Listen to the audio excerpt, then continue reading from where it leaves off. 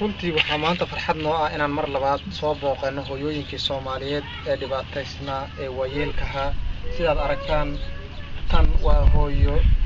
Barey Maxamed Galgalo oo ah hooyo jirta 136 sano sida noo sheegay ehelkeeda tana waa gabar iyada ay dhashay oo jirta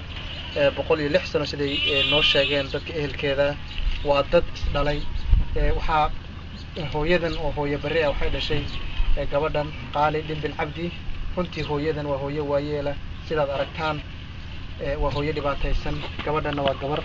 indhahala eedana dhagahala sida la sheegay dhagaleen sida loo sheegay dhagoole way ku dhalatay indhahana intay ay weyneed bay beeshay ninkan aad aragtaan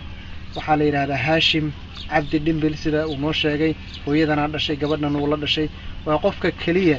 labadan qof daryeela taadiisana wuxuu jiraa 83 sano sidoo noo sheegay waligii ma guursanin waxba ma dhalin runtiina waa saddex qof oo aan isdaamin laakiin ayaga ugu daran waxa xusid mudan oo dadka walaalaha muslimiinta aan wanaagsan in la qaybsano maalinka ugu horreeyay halkan imaanayna hooyadan Soomaaliyeed gaar ahaan hooyadan waayeelka runtii dirac xitaa maysan qabin go'an ay qabtay oo dusha ka saarnaa runtii guntiina iyo dirac iyo wax kasta oo go'an saarnaa meeshay jiiftana waa arkayseen waxa xusid mudan in ay ku jiiftay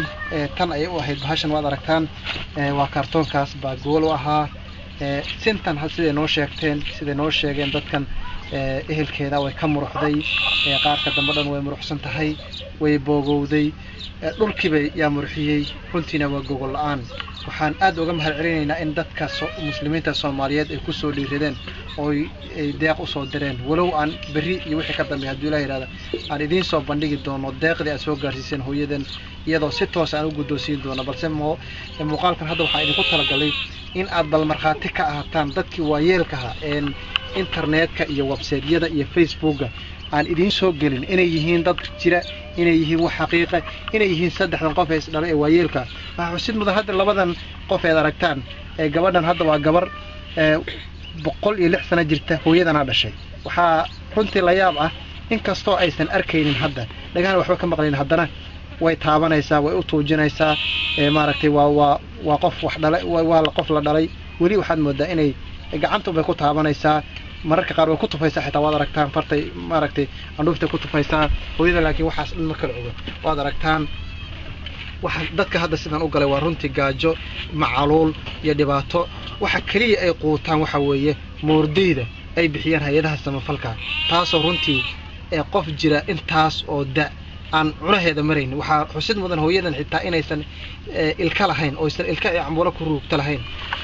cuntada jilicsanaa caanihi iyo waxyaalaha la midkaan aysan helaynin waxaas intaasi ka sii daran hooyga dadkan ay ku jiraan sidaad aragtaan meeshan aad aragtaan oo hadda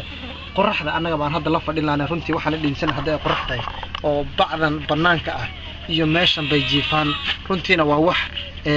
aysan nafta bini'aadamka aysan siin karin dadkan siday noo sheegeen waayeelka waxay qaxootiga ku sugnaayeen muddo ka badan 17 sano halkan oo runtii ay dhibaato kala duwan ku qabaan